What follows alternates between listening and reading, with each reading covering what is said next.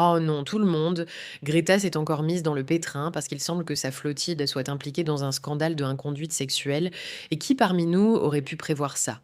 Qui aurait cru que ces gens si moraux, avec une telle clarté d'esprit, pourraient en se retrouver dans un scandale sexuel? Comment est-ce possible, hein? Enfin, tu connais déjà la réponse à cette question.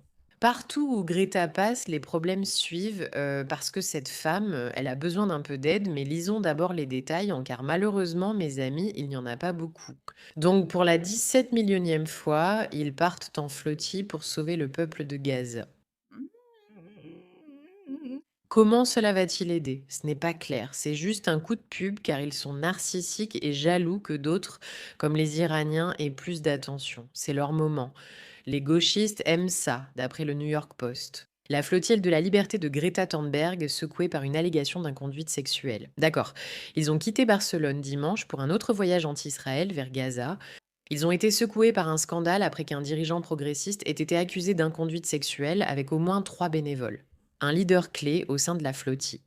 Je pense qu'on peut supposer sans risque que ce n'est pas Greta, car je ne crois pas que qui que ce soit sur cette planète la voit comme quelqu'un ayant quoi que ce soit à voir avec la sexualité, mais c'est une conversation pour une autre fois. Un membre du comité de pilotage, l'organe dirigeant suprême de l'organisation, a eu des relations sexuelles avec plusieurs militants alors qu'ils étaient sur le bateau en direction de Gaza. Pas une personne, pas deux, mais 3 personnes différentes ont affirmé dans une publication sur les réseaux sociaux plus tôt cette semaine que le groupe palestinien faisait partie de la Palestine. Oh là là, qui l'aurait cru? D'accord. Et qui est ce gars? L'activiste brésilien Thiago Avila, un proche de Greta Thunberg, lors de l'un des voyages, a été la cible des accusations. Sans surprise, ils ne mettent à pas son nom en avant. Pourquoi feriez-vous cela? Le faire sur le bateau en allant dans un pays en génocide avec des bénévoles sous votre autorité est une grave violation éthique et un abus de pouvoir. Sans blague. Un groupe brésilien a nommé le prétendu coureur de jupons comme étant l'activiste Thiago Avila dans un exposé publié par Earth via Media Watchdog et partagé dans un post. Nous ne savons pas si c'est vraiment lui, mais c'est probablement lui. On a juste l'impression que ça pourrait être lui, mais c'est vraiment une chose très audacieuse à faire. C'est probablement lui parce qu'on a juste ce sentiment. Je ne sais pas si c'est le cas, mais souvent après une allégation sexuelle, une fois qu'une personne est démasquée, son nom commence à fuiter sur la base de nombreux éléments. Ce n'est pas certain, mais possible. Sur un navire transportant de l'aide humanitaire, un Brésilien se pointe la bite à l'air et la seule chose qu'il réussit à faire, c'est baiser et se faire arrêter. Anti-Escorada Escarada Club, groupe se disant critique de la gauche depuis la gauche sur X mardi, dénonce Avila et évoque la marine israélienne ayant intercepté la flottille et placé les activistes en garde à vue. Avila, 39 ans, a navigué vers Gaza en juin à bord du Madeline, un bateau de 12 personnes où il a été photographié en compagnie amicale de l'activiste Tumbug avant d'être détenu puis expulsé par les forces israéliennes. Je me demande si Greta est une des victimes. Il a rejoint le principal convoi de la flottille du sommet mondial avec 500 activistes en septembre, mais des conflits internes ont poussé Tumbug à quitter le comité de pilotage et le bateau principal. Les activistes ont ensuite traîné sa valise sur un quai tunisien pour qu'elle embarque sur un autre navire. Je veux dire, Greta, que se passe-t-il avec ta flottille de la liberté? Les accusations sont évidemment fausses. Il l'a dit au poste sur WhatsApp. Regarde ça. C'est ce type-là. D'accord. Le comité d'éthique a interrogé les 3 personnes qui ont confirmé qu'il s'agissait d'une campagne de diffamation et que nous sommes camarades et qu'aucun incident n'a jamais eu lieu. Il a dit cela avant de partir dans un délire sur les dossiers Epstein. Quelle surprise. Quand on t'accuse, fais juste penser les gens à quelque chose de pire. L'une des 3 femmes participait à la flottille actuelle et s'est exprimée sur Instagram dans une vidéo pour répondre aux accusations. C'est un mensonge, a déclaré l'activiste brésilienne Lissi Perenca, avant d'expliquer toute l'affaire par des différences culturelles. Pour certaines personnes au sein de l'organisation, c'est vraiment étrange que les Brésiliens se fassent autant de câlins. Nous sommes très tactiles, nous dormons ensemble et nous partageons des chambres. Diago et moi sommes camarades et amis depuis presque 10 ans ici dans la flottille. Donc maintenant, nous partageons aussi une chambre pour être toujours ensemble, bla bla bla bla bla bla bla bla bla bla bla bla bla.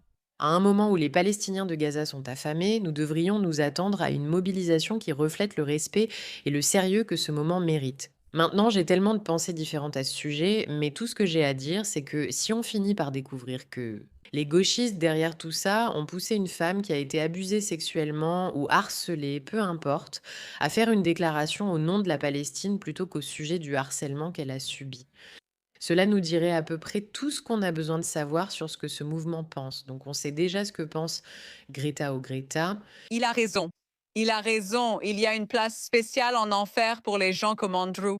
N'est-ce pas? Extraordinaire. Numéro 1 cette semaine, mesdames et messieurs, Greta Thunberg. Oui? Vous savez pourquoi?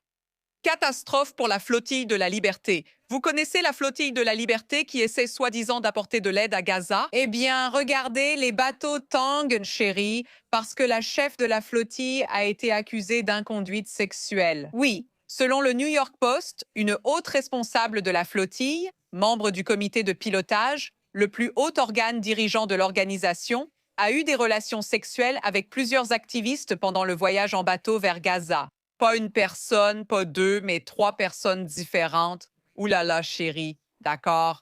Je me demande s'ils étaient tous au courant. Je me demande s'ils savaient tous que cet homme passait soi-disant de l'une à l'autre. Franchement, c'est absolument incroyable en pleine saison. Eh bien, ils sont complètement défoncés, c'est tout ce qu'on peut dire. Encore une catastrophe pour la flottille de la liberté. Ça ne marche tout simplement pas, n'est-ce pas? Désolée, Greta, désolée. Encore un moment de honte pour toi. Ça ne marche jamais pour eux car cette flottille n'est qu'un coup de pub. Et devine quoi? L'inconduite sexuelle attire plus l'attention médiatique que de soutenir une cause inutile. Ils n'apportent jamais vraiment l'aide là-bas et les filles reçoivent déjà beaucoup d'aide. C'est stupide mais typique de Greta. Encore une fois, on revient à cette théorie que j'ai entendue de Netanyahou. Bibi Netanyahou l'a évoquée dans son livre, ce que je trouve très intéressant. La théorie selon laquelle, quand on regarde la façon dont un militant défend ce en quoi il croit, cela va tout vous dire sur le fait de savoir si c'est quelqu'un que vous voulez derrière cette cause ou non. Qu'est-ce que je veux dire par là? C'était une affirmation très compliquée. Si quelqu'un croit en la liberté, comment lutte-t-il pour elle? Crée-t-il une association à but non lucratif? Est-ce qu'ils commettent donc des actes d'inconduite sexuelle au sein d'une flottille? Est-ce qu'ils commettent des actes terroristes pour promouvoir leur cause? Chaque action vous révélera tout sur ces personnes et si vous pouvez leur faire confiance. La réponse est non. Vous ne devriez pas faire confiance à quelqu'un qui, pour la deuxième ou troisième fois, a lancé un navire totalement inutile.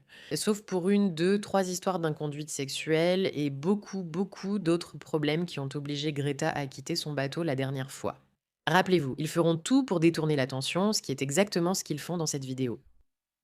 Maza n'est pas seulement la ligne de démarcation, c'est en fait le front de la résistance mondiale.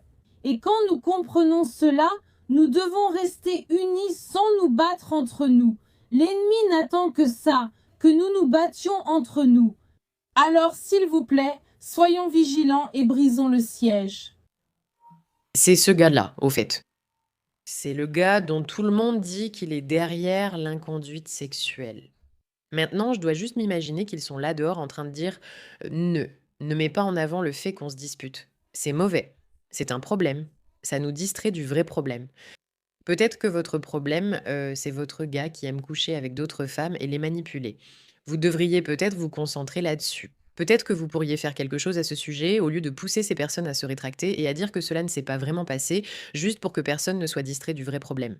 Ces Greta sont si ennuyeuses et épuisantes. Je souhaite que les flottilles cessent. Merci de votre attention.